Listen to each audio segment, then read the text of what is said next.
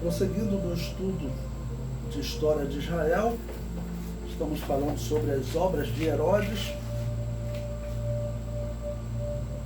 no capítulo do estudo sobre o Novo Testamento. Então vamos agora ao item 3.3 do material didático, que fala de Cesareia. É uma cidade citada nos dias do Novo Testamento.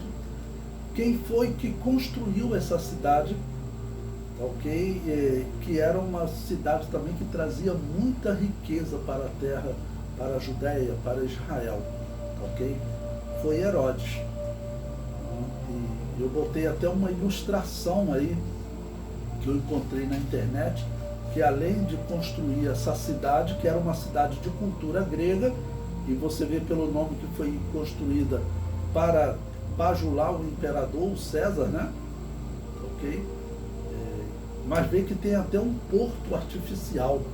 Acredite, segundo os historiadores, Herodes foi o primeiro homem na história a construir um porto artificial. Todos os portos que tinham eram portos que estavam em locais como, por exemplo, a Baía de Guanabara, né? A Baía de Guanabara é como um porto natural, ok? Mas ele construiu um porto artificial, ou seja, um porto construído por homens. Você vê ali como tem a cidade do lado direito e do lado esquerdo o mar, tá, ok? Mas o mar todo cercado. Então, os barcos entravam ali, aquela região era grande. Então, o comércio era facilitado, que alguns outros locais, para o comércio chegar na cidade, era um porto distante, ainda tinha que pagar para transportar.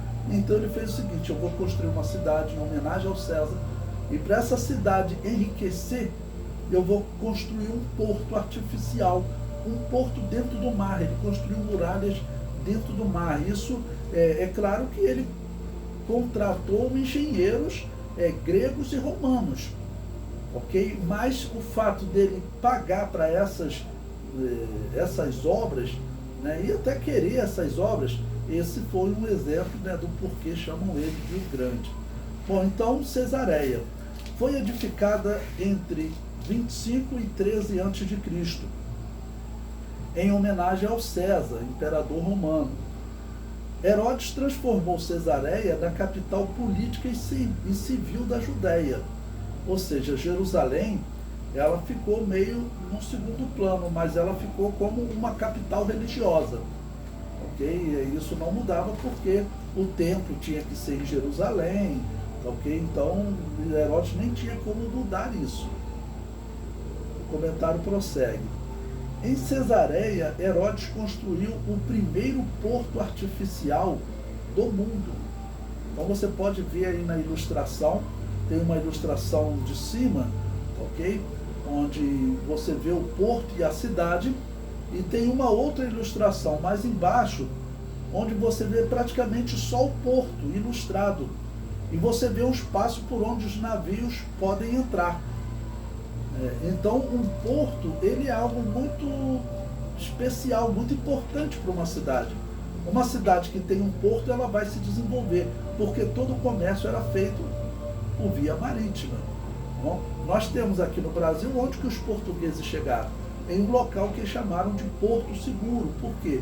É um local que os arrecifes, tudo, constroem um porto natural, uma barreira do oceano, e ali vira como uma baía, a Baía de Todos os Santos, a Baía de Guanabara. Então a baía ela é como um porto natural, ok? Onde tem a entrada do mar ali perto do Pão de Açúcar, e depois ela se alarga, e o mar ali é mais calmo do que em alto mar. Foi o que Herodes fez. Ele construiu uma fortaleza, uma muralha dentro do mar para cercar o mar e os navios poderem entrar ali, e assim o comércio ser mais fácil e mais barato, porque isso estava pertinho da cidade. Então, em termos estratégicos, não sabemos se algum engenheiro, alguém deu essa ideia a ele, se ele contratou, olha, eu pago para vocês, pensem em algumas coisas grandiosas, ou se foi ele que pensou.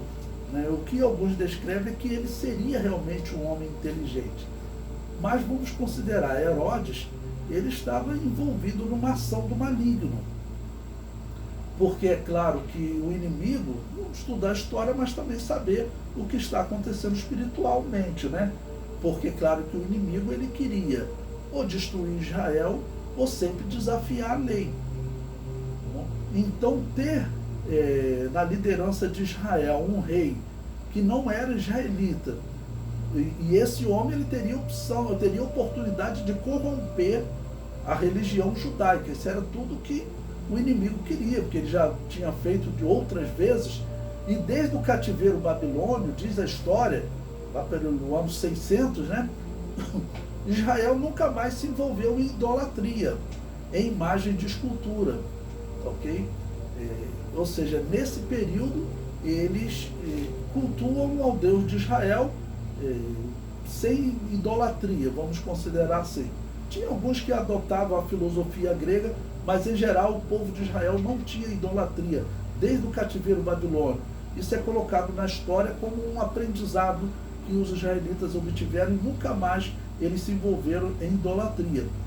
Mas aqui havia outras opções de corromper a religião deles. Qual era? Os gregos haviam tentado misturar com a religião grega, os macabeus agiram. O que Herodes está fazendo agora? Nós vimos na aula passada, ele está matando os descendentes dos macabeus para ele assumir a posição.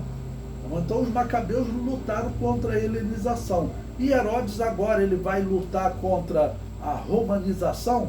De jeito nenhum. Pelo contrário, ele vai tentar trazer a religião romana para dentro de Israel. Ok? E sempre lembrando, tudo isso começou com o erro dos macabeus. Eles não deveriam ter obrigado o pai de Herodes, não deveriam ter obrigado os edomitas, entre eles o pai de Herodes, a se converter ao judaísmo. Porque foi essa conversão obrigada que gerou essa catástrofe toda.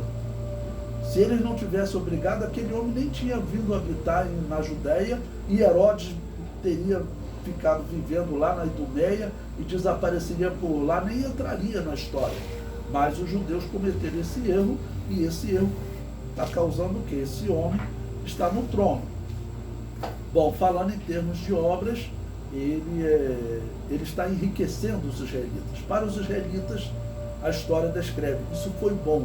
Os israelitas enriqueceram, porque enriquecendo a cidade, enriquece o comércio, e isso vai ajudando, né, toda a civilização, toda a nação que ali está. Se você tem um comércio no Brasil, por exemplo, o turismo, que lá de Israel era exatamente o turismo muito forte, né? O turismo, quando o turista vem para o Brasil, ele movimenta a economia de forma direta e indireta, ou seja, o país vai crescendo um pouco mais com o turismo. Em Israel, o turismo era muito forte, porque era um turismo religioso, um turismo obrigatório. Todo israelita ele tinha que ir em Israel participar pelo menos de uma das festas, como chamavam, né? Ou a Páscoa, ou Yom Kippur, ou Pentecoste. Eles tinham que participar de uma das festas, né? Então a peregrinação era muito forte, a cidade era muito rica, e Herodes está fazendo essa cidade ficar ainda mais rica.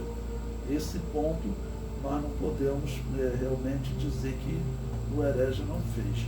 Bom, Flávio Joséfo, ele também continua na sua descrição agora da cidade de Cesareia.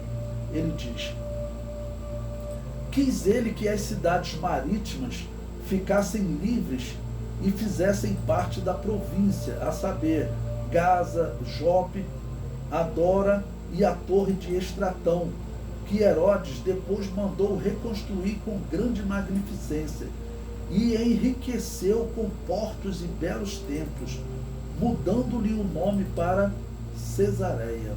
Ok? Então, aí tem abaixo uma foto do que restou daquele porto. Você ainda tem ali, tanto do lado esquerdo quanto do lado direito, partes que foram construídas por Herodes há 2000 anos. Que as águas foi batendo, né? Não houve manutenção, essa região vai empobrecer muito. As guerras contra os romanos no ano 70, depois as guerras dos islâmicos, essa região vai empobrecer muito. Não houve manutenção, o porto foi destruído, né? Mas está aí o porto, as ruínas do porto de Cesareia, o porto construído por Herodes.